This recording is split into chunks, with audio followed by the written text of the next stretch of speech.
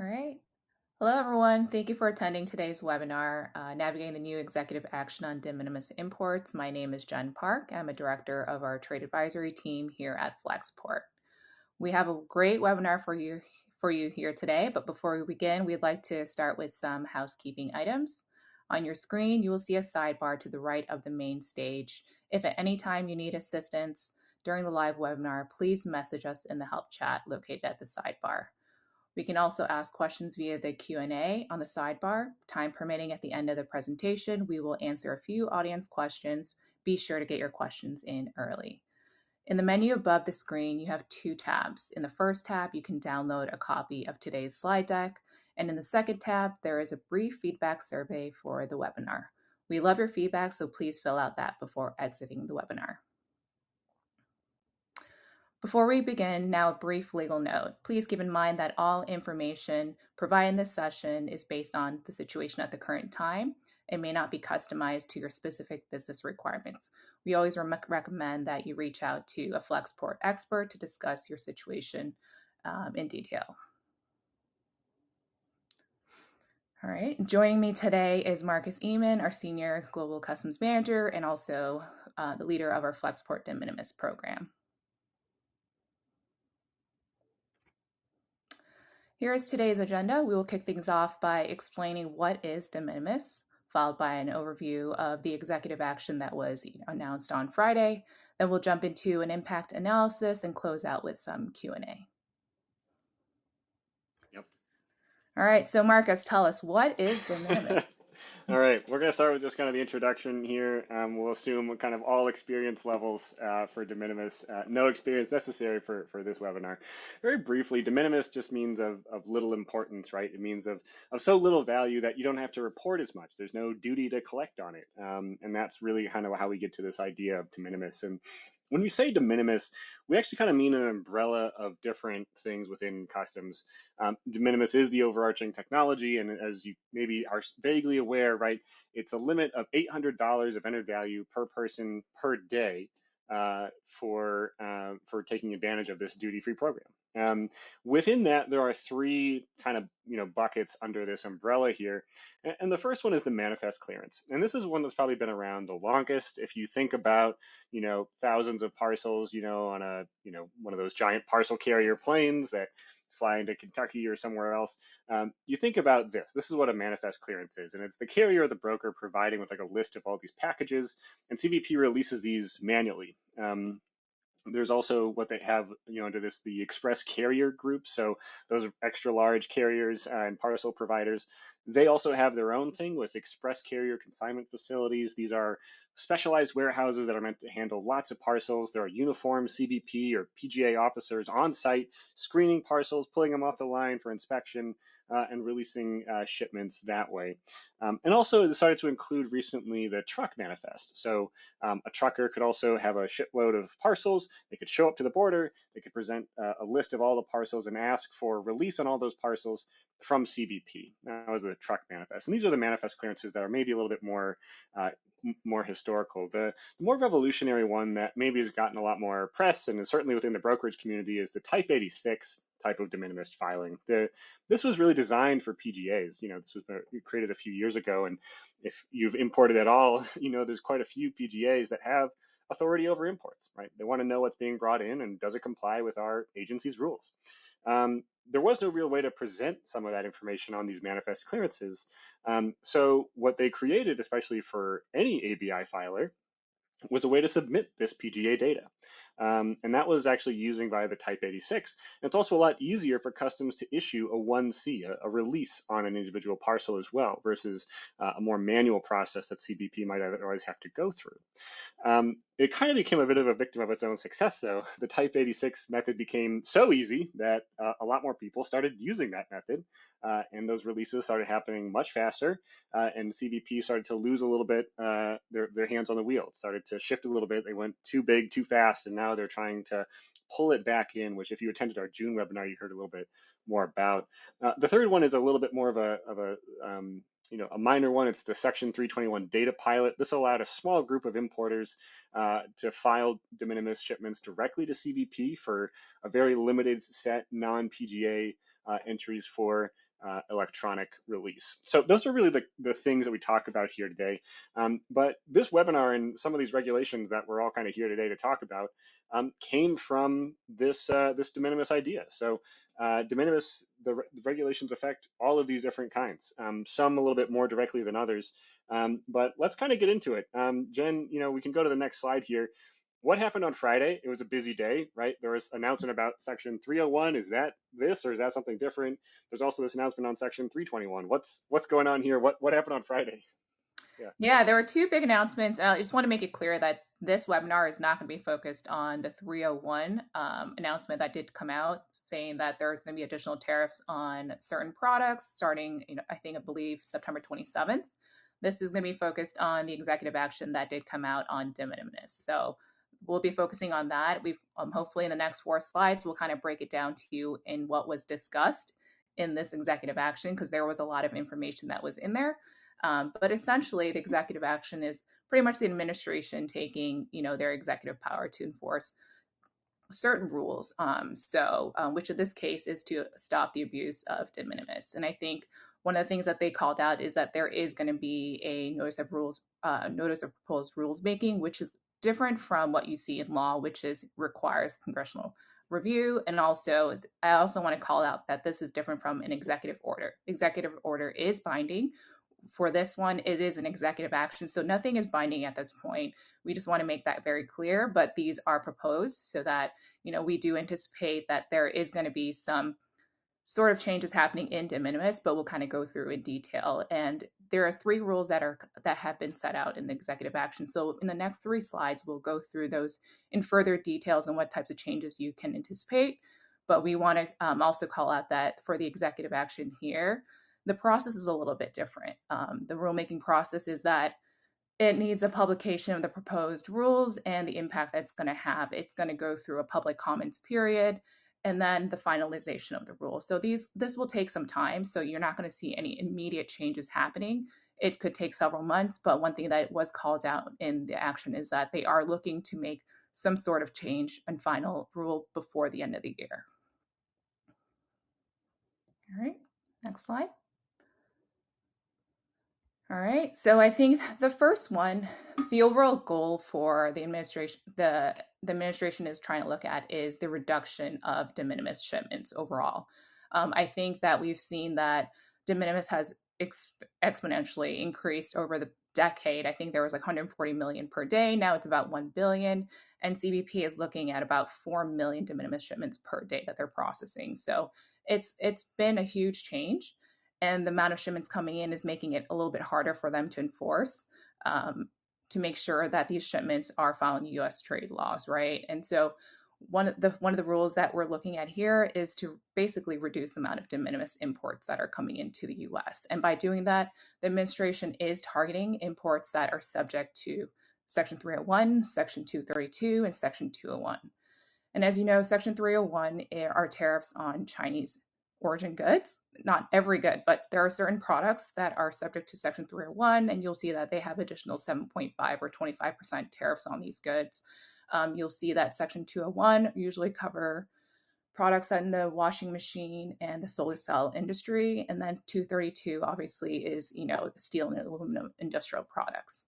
So it is going to be a pretty big change if this does go through, because I believe there is about 40% of U.S. imports are covered by Section 301.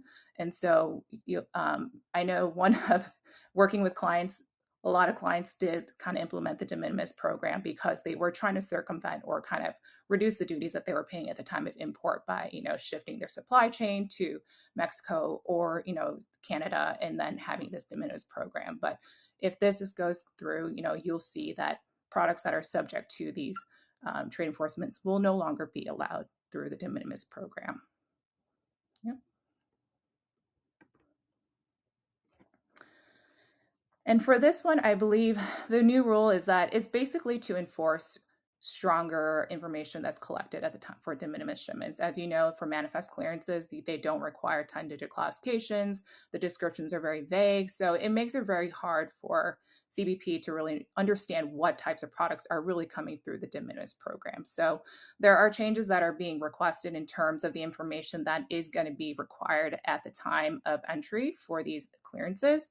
And so we've laid it out here, which is the 10-digit classification. I know for types 86, it's already required, but not for manifest clearances. So you'll see that.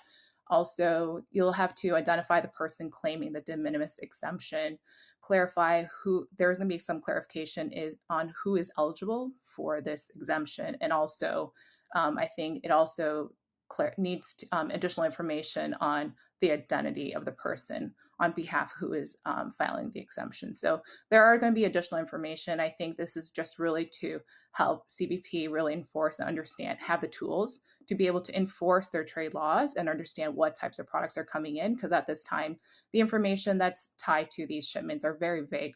So it's very impossible a lot of times to know what kind of products are coming in. So I think this is something that we'll kind of see come through in the final rule.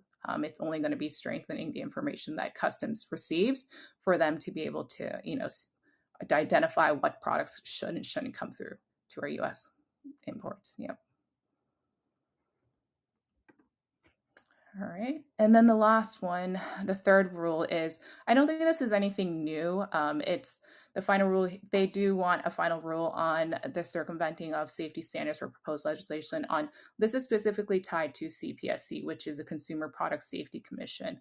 I believe the pilot started in about 2017. There's been a lot of changes happening, but I think this is just pushing to get a final rule on this where certain products that are subject to the CPSC, which is that requires a certificate of compliance.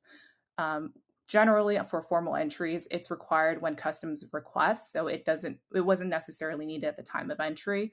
But now that they're requiring that, even de minimis shipments needs at the time of entry, so you could anticipate having importers working with their vendors upfront to get these certificates in place at the time of entry, so that it's readily available at the time of clearance as opposed to when it's being requested. And so these are the three rules that were outlined in the executive action that the administration is looking to push for. But also, in addition to this, what the administration is also looking at is having Congress kind of put forth legislation to further, de minimis reduction and also enforcement. So the things that have been called out is excluding any apparel and textile products from the de minimis program, which is going to be huge because there's a lot of apparel companies that currently use de minimis program right now. There's also that would be from any country, right? Right. Not just China. So that would affect Vietnam, India, Bangladesh, some of the major garment producing countries. If that, I think it's the Fighting for America Act, right? That's the one that would do that. Is that correct? That is correct. So that's a very important takeaway, is that this is not just tailored toward trying to be tough on China. This will impact, all apparel companies that use this program. So regardless of what country of origin it's coming in from. Okay. The second But one this, but is, this order is just China focused, or this rulemaking would just be China focused for the 301, correct? right. Mm-hmm. Okay. And for the second one, it's also the same thing that was discussed in the previous slide, is where they're, also asking that any products that are subject to the 201s, 232s, and 301s will be excluded. It's the same thing, but I think what they're trying to do here is trying to push Congress to do it. Congress to also pass legislation to kind of expedite the process here and further strengthen that. So we'll see that. And the last one is the de minimis, also preventing the de minimis reforms on the defect and defeat counterfentanyl proposal, which I think for this one, it's basically, it ties back to the HTS classification of requiring the 10-digit classification code so that they're able to identify what products are coming in, so that, they're able to hopefully identify what products are drugs that should not be imported into the U.S.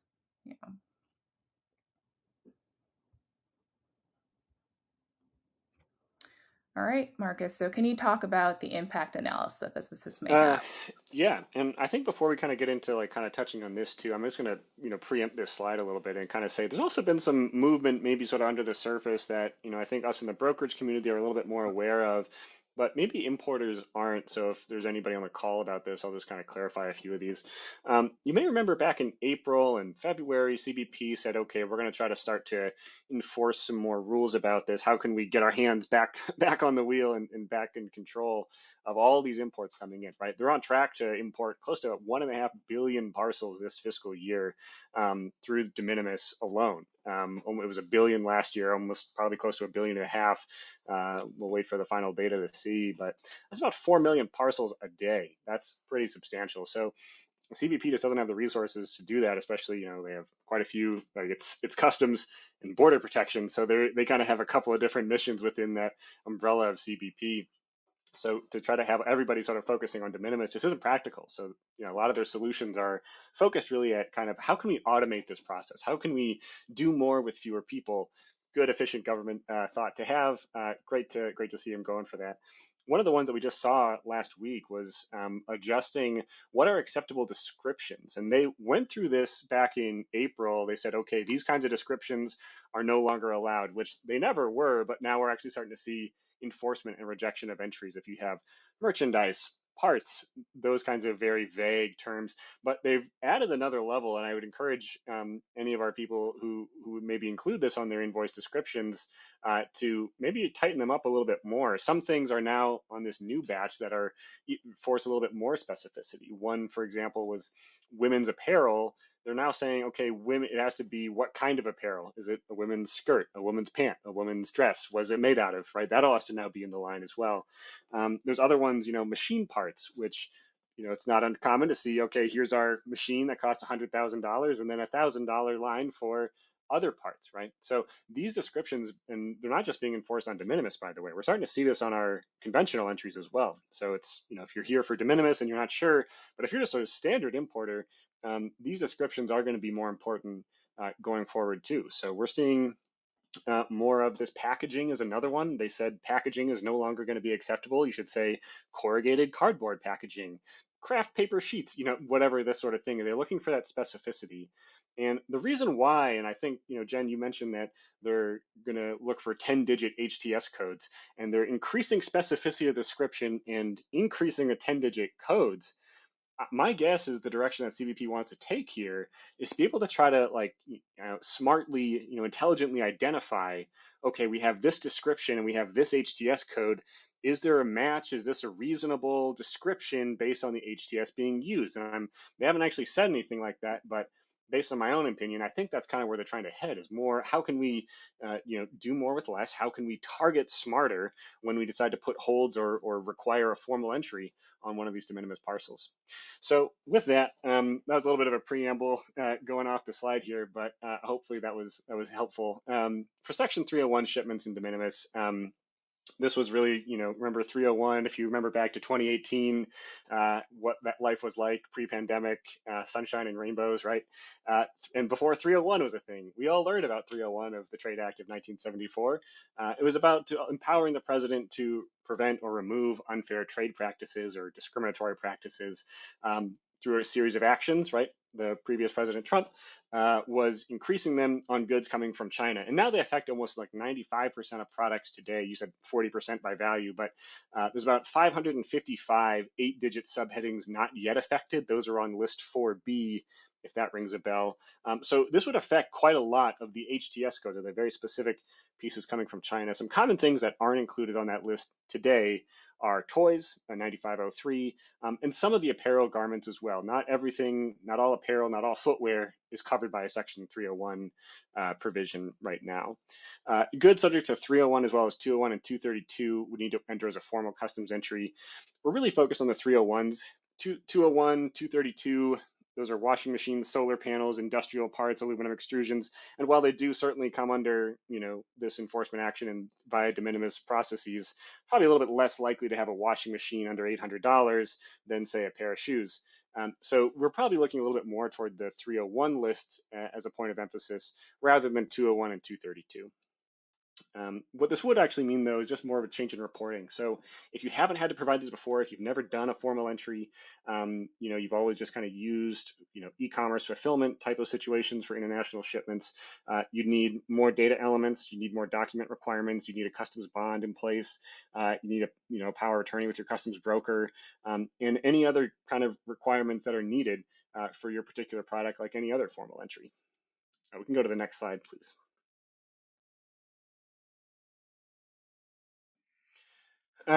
Okay, in a slide, what are some of the changes to eligibility for de minimis shipments? One is just the changes to the data requirements. One that I think that I'm hoping to see some more clarity on, and as of 10 minutes before this webinar started, there was no change, no notice of rulemaking posted on regulations.gov. So if remember the legal note, this is correct at this time only. The person to whom the goods are being shipped. This has been a little bit gray. It sounds pretty straightforward, right? Like, okay, who's the person I'm actually shipping this to? Jane Doe, John Smith, got it. But there's been some funny actions that have been, enforced from customs right now. It's like, okay, well, we have 10 stores throughout the U.S. We want to ship direct to store because somebody bought it online. Jane Smith bought this online, but she's going to pick it up from our store in Dubuque, Iowa. So, okay, we're going to ship it to our store. Jane Smith's going to pick it up. Well, she's still the ultimate consignee for de minimis, for 301, or for 321. Everything's fine. But customs isn't quite so sure about that, and there's been a little bit of different enforcement depending on some of these officers. So I would love to see a little bit more clarity about who actually is considered that importer. They've gotten a little bit closer. There are some great headquarters rulings that kind of specified what is an ultimate consignee versus a nominal consignee, drawing a little lines there. They also want us to identify more supply chain participants, suppliers, seller, consignees, as well as the ultimate consignee. Right now, it's just the ultimate consignee on a Type 86 shipment, which is interesting. And then also the more specifics, which I just talked about. What's an acceptable description? Here in the middle column, the other one is the 10-digit HTS reporting. If you've been using Type 86, this isn't so much of a change. You've already had to do this anyway. That's how they're identifying PGA targeting. But what if you've been using manifest clearances? What if you are a trucker that has been presenting your list of parcels at the border and now saying, okay, here's my packages, please release them on the manifest?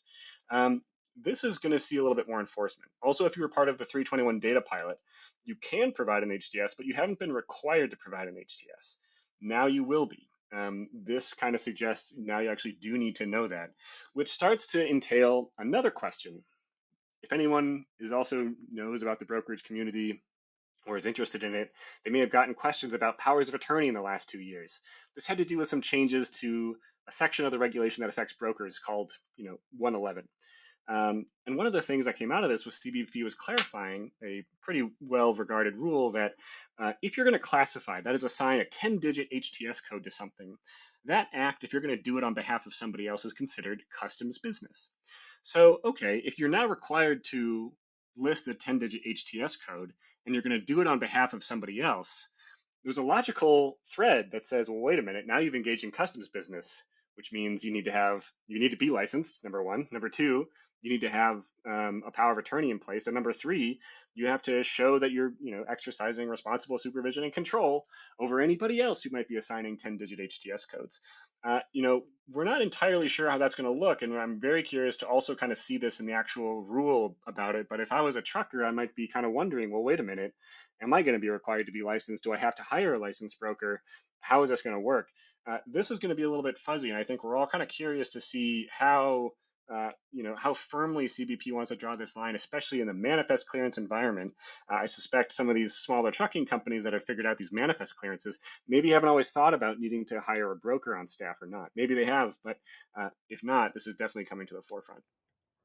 Yeah, Marcus, if you don't mind, I just want to add in the reason why HTS classification is so important for your shipments is that some people don't understand what classification is or why it's important, but it is a way for CBP to identify the product, right? The 10-digit code will give them an idea of what the product is and why does it need to be accurate, because the classification also will identify what products may be subject to Section 301, tied to PGAs, tied to anti-dumping. So it is a way that customs will now look at this code to identify other areas, right? And so if the final rule does come out saying that, products subject to 301 or anti-dumping are excluded, but, for certain PGAs, and the list goes on.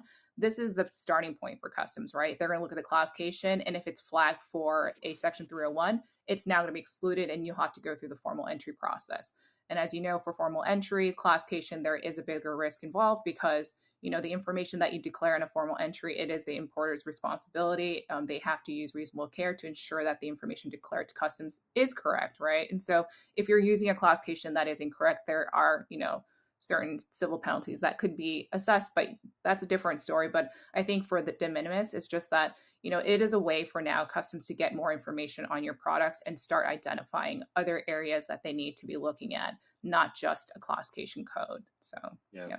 And just also a great housekeeping thing that I've had to say many times, and I'll say it again, right? Just because you have an HTS code that doesn't flag for dumping isn't actually proof doesn't fall within the scope of a dumping order. It's the scope language that's dispositive. It's the guidance from the PGA that says whether something does or doesn't qualify or fall within that regulation. So HTS is a great guidepost, but just to make sure everybody's aware, that's not the final word, right? The classification isn't like always as black and white as we sometimes hope it is when it comes to dumping or PGAs. The final note that Jen talked about here was for CPSC enforcement. And if you look very closely at the notice, there's something in there that's going to keep me up at night and already has, is it's wondering about, well, wait a minute. It says, we're going to start requiring certificates of conformity, certificates of compliance at the time of entry, including for de minimis entries, which maybe kind of implies, wait a minute, is this going to apply to all of our entries? Are we going to see a much broader final rule here saying it's not just on de minimis, that it's actually going to apply to all formal entries? That kind of happened a little bit with the descriptions, right? They said, okay, we're going to enforce vague cargo descriptions, but not just on Type 86 and manifest clearances, we're going to enforce it on all of them. Now, I'm very curious to know if this is going to be a change here for CPSC, if it's going to be just limited to de minimis or not. And that's something we're going to have to wait for that proposed rulemaking to see how they exactly frame it. I think we can go to the next slide here, and we can wrap this up here. Just kind of a quick thing, like, okay, we've talked a lot about hypotheticals. What's maybe not changing? The person for who de minimis is claimed, this one I think there's a little bit of grayness here, but for the most part, it's been pretty standard about who the ultimate consignee is. It's about who's actually the person receiving the good, even if maybe there's a different person listed as maybe the nominal consignee for the purposes of an entry or the freight shipment. The ultimate consignee is who's actually going to be receiving the cargo after release. That's what they want to know. And there's also no change. And on that same note, that ultimate consignee question came up with foreign trade zones as a possible source of fulfillment. Could a foreign trade zone be an ultimate consignee and still do de minimis? CBP in a short said no, but that also is not changing. That hasn't been proposed. That's not part of this. There's also no change, I guess. There's one other thing here I might add. There's no change in fees, I think was a good notification. Some of the other legislation that's been proposed said, okay, we're going to put a user fee in place. We're going to, raise the amount of penalties or something like that. We haven't quite seen that in this proposal. And then, kind of hearing from a colleague saying, okay, maybe that's just because, Congress has the power to levy taxes and fees. The executive can't do that. So maybe there's some stuff here that they're going to wait for the legislation on that. So no change in that fee structure here. The Type 86 requires a 10-digit classification. Yeah, I already mentioned if you're doing Type 86, there's no change for you. The changes might come if you're on part of the 321 data pilot or if you use manifest clearances for your de minimis entries. And third, goods subject to anti-dumping and countervailing. It's already not allowed because remember, Type 86 is a privilege that CBP can require formal entry at any time without notice, completely arbitrary. This is this is more of a pilot program for CBP. So this is kind of already their policy that anything anti-dumping and countervailing can't be given this, but it's going from a CBP policy to a regulation requirement as part of this rulemaking, a rule requirement. So because of that, that's something that more or less isn't changing, even though it did appear in the regulations. Anti-dumping via de minimis is still not allowed. All right, and I think is that our last slide? Let's see here. Yeah, looks like it. Okay, we got to our Q&A. So let's start. Oh yeah, here's one. Let's go to the list. Jen, I think this one's for you. How real is any of this? How substantive is this? Is this just Biden trying to appear, tough on trade to kind of help the Harris campaign, or do you think this is actually more of a substantive change? You think this is real? Yeah, that's a good question. So, based on the timing, you might think it is based on some sort of campaign, but I do think this is real. I think this is an issue that has been around in terms of trying to strengthen trade enforcement and around de minimis, right? The amount of shipments coming in has been increasing significantly, and it's been known that there is oversight, right? There isn't a lot of enforcement being done on these shipments, and so I think what we see in the executive action isn't anything new, right? We've seen some of the language in other legislation that's being looked at by Congress. You see that in the End China's De Minimis Act. You see that in Fighting for America Act. So I think some of the information that's in here is something that we've seen over and over again. So there is support from both sides in terms of trying to pass legislation that will increase the amount of enforcement on de minimis to be able to secure our borders, which has been a top priority for the campaign as well. So Mm. Yeah. all right, so Marcus, I'll ask you, do you believe that in the future Congress will actually lower the $800 value? Hmm. Okay. That's a good question. So there's a little bit of history here, right? So 2015, TIFTIA comes through, and that raises the de minimis threshold from $200 per person per day to $800 per person per day. There's also at least some chat. I don't know if it actually made its way into a proposed bill or not, but it may have been the De Minimis Reciprocity Act. There was something that says, okay, if we're going to allow de minimis, we're going to match it to whatever that country that's sending it is. So China notably has a $7 de minimis. The EU has a 60 euro de minimis level. So if we're going to get something from China and they say, okay, you can only do $7 of de minimis into China, then we'd only allow $7 de minimis for goods from China. That was really mainly the target of it. But I don't think so. I guess my opinion on this is that I don't expect to see maybe a huge change in that level. If no other reason, then the average value of a parcel of like one of these de minimis shipments today is around $40.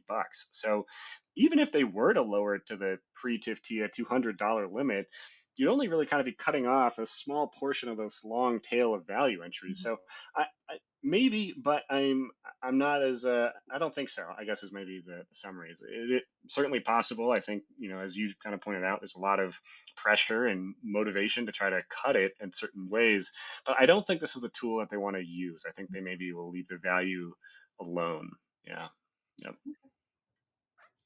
Um, let's see. Are we able to contribute to comments when that comment period opens?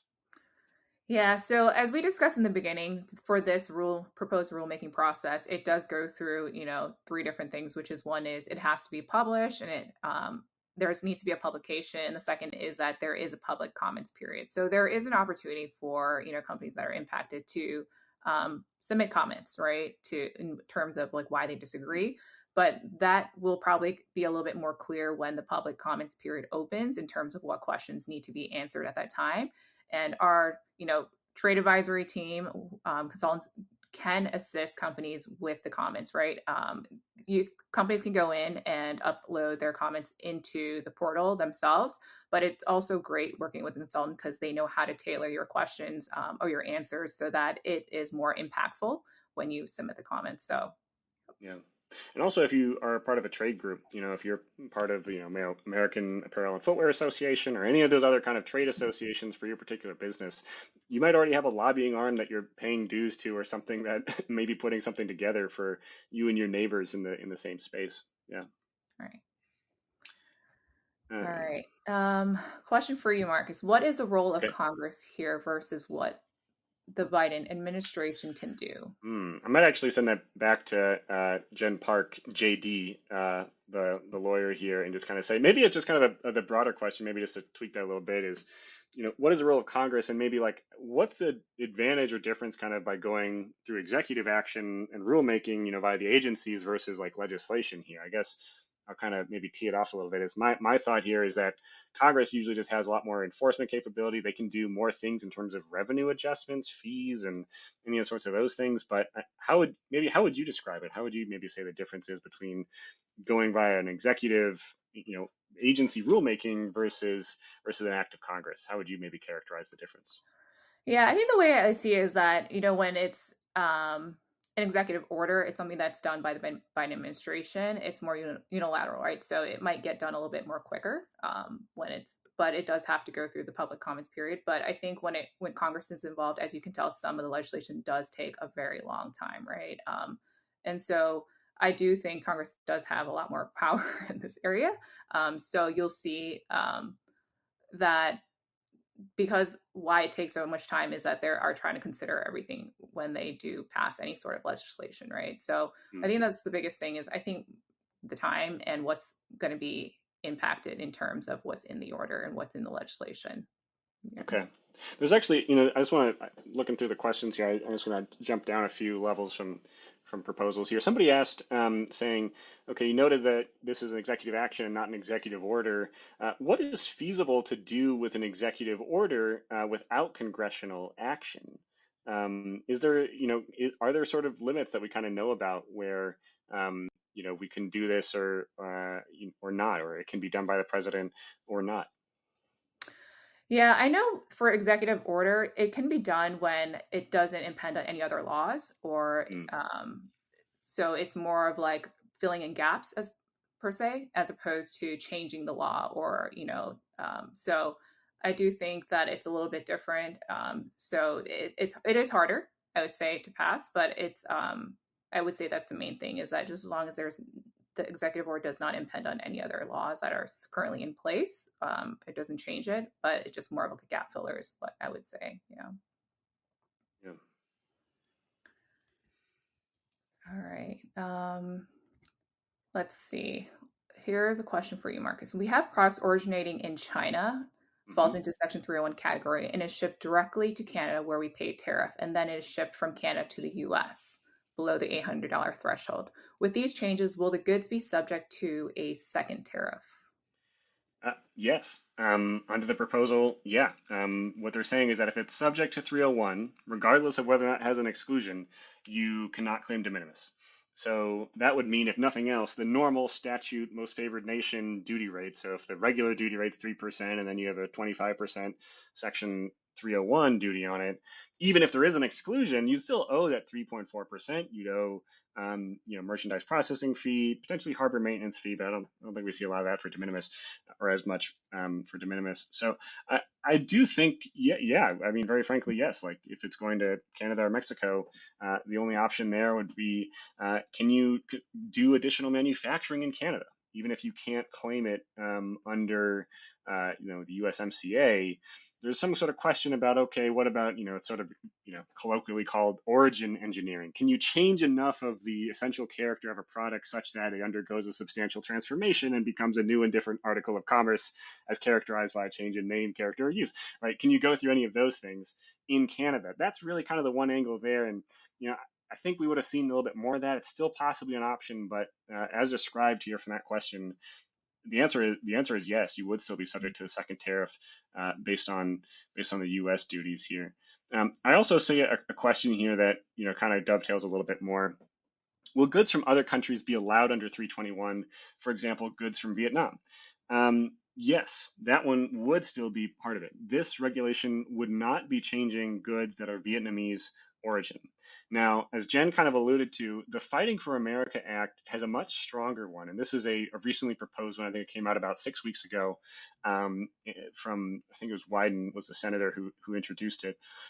This would deny de minimis treatment to any import-sensitive commodities, which are things that are prevented from GSP, and most notably, that's most of footwear and essentially all textile goods as well. So that's also one of the largest groups of commodities that gets imported under de minimis because of the duty savings. So yes, this regulation wouldn't impact Vietnam. You can still do Section 321 from Vietnam under, even if these changes were to go into effect.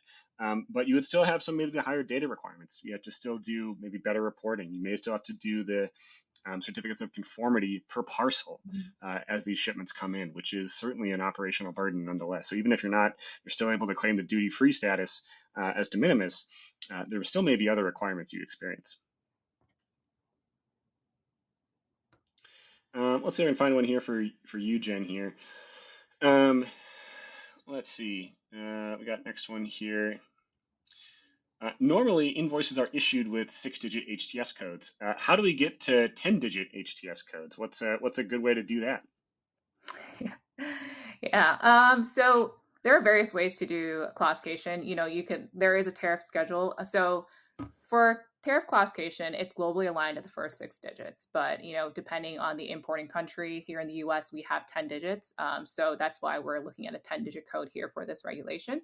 So, it is required. If it's required on formal entries, but if it's now required on de minimis, then you'll have to work, either there's with your trade compliance department. If you don't have one, we are seeing that a lot of companies are now outsourcing their classification work to third parties. And so trade advisory service here at Flexport does provide a classification service. So if you need assistance in terms of classifying your products, how to classify, any sort of training, we do assist with that. But other than us, you'll see that there are a lot of consultants and vendors out there that do provide a classification service to assist should you not have that capability or expertise in-house. Mm-hmm. Yeah. I see 2 questions here that I might just want to pick out of the list and answer because I think they're good. The question from Eric: do the new rules essentially require all de minimis shipments to have the same data as Type 86 shipments? That's an interesting one, and so this is more kind of the opinion time for this one. I do expect at some point under this umbrella that I talked about at the opening of the 3 kind of different ways to do de minimis, I do expect some sort of maybe some merging of these. We kind of had the 321 data pilot that was for importers to submit direct to CBP, but no PGA data. We have the Type 86, which has a little bit more data reporting. It's kind of built a little bit more into ACE to like readily issue releases, PGA updates, all that message set can go back and forth. So I think my answer is yes. I mean, do all the rules essentially require de minimis shipments to have the same data as Type 86? I mean, not in the sense of PGA data, at least not yet, not that I've seen. But it is requiring a 10-digit HTS. It is requiring more of the description. Will we see? It's also going to say looking for more supply chain partners. Who's the manufacturer, seller, consignee? So those things are getting reported on the Type 86. So I do say, to kind of answer the question, in general, yes, it's moving that direction. But to the bigger question, what's the kind of the future for de minimis? I do think CBP is probably wanting to have maybe one method of kind of, of processing these, or maybe it's 2, right? We'll still keep this separate process for, the big parcel carriers who do tens of thousands of shipment by the plane load 3-4 times a night. Maybe they'll still have their express consignment procedures, but for everybody else using manifest clearances or Type 86, yeah, I do expect it would probably just be easier for CBP to kind of fuse them into one. But it's kind of a reading the tea leaves here, not sure if they could do that, but it seems like that'd be easier for them. And by harmonizing the requirements between the different kinds of de minimis, it suggests that's the case.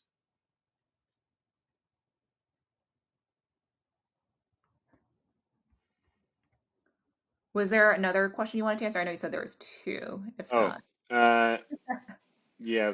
Let's see. Yeah, okay. We'll do another one here. Yeah. That's right. This one. Does CBP have the information systems and capacity to handle the enforcement of the proposed executive action? If not, how long would it reasonably take them to prepare and enforce the new rule?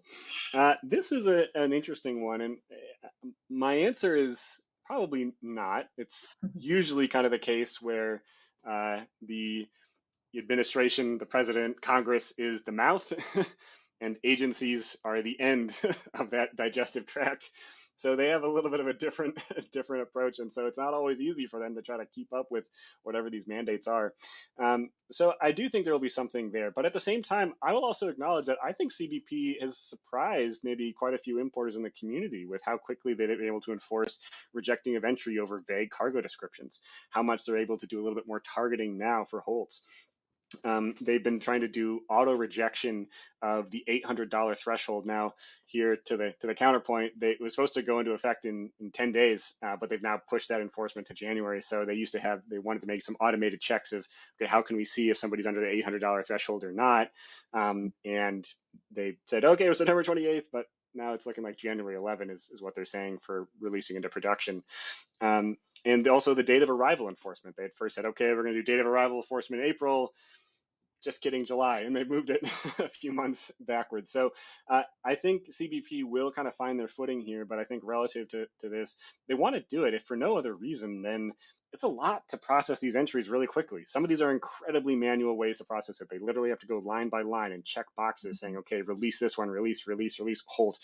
So they're probably looking for anything that can make their officers and enforcement, personnel move a little bit quicker. So are they going to have it on day one? No, but there's a lot of support. There may become some money as well to kind of expand this or some other rules. So we'll have to see just how it goes. But my thought is not on day one, but how long would it reasonably take them? Based on what we're seeing, 6 months maybe it could be as early as that. And they've been working on some of these things for a little while. Somebody asked a question there is like, are they going to require social security numbers for these ultimate consignees? I know that got kicked around. As far as I know, it's not gotten any traction, but it very well could. We're going to have to see how that actually shapes up and how are they going to identify that one person. CBP was complaining about seeing parcels destined for Spider-Man and Thanos and Victor Von Doom. And, while I expect that from Thanos, I was surprised Spider-Man got caught up in this sort of de minimis evasion. They might want to be able to see, like, how do we actually know these people are real? How do we know their addresses are real? Are they going to use postal information? CBP is exploring this, I think, pretty aggressively. So they maybe aren't ready to go on day one, but I think they're better prepared than maybe some brand new, just falling from heaven kind of enforcement rule that they're being tasked with. Yeah.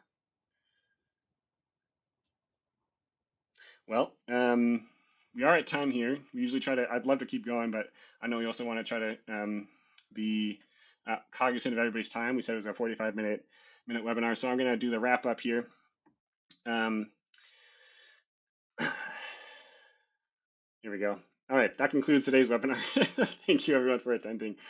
We will email everyone a link to the recording tomorrow morning. If you'd like to get into contact with the Flexport team for some advice on some of these questions, maybe some, kind of continue from the Q&A, you can reach out to advisory@flexport.com.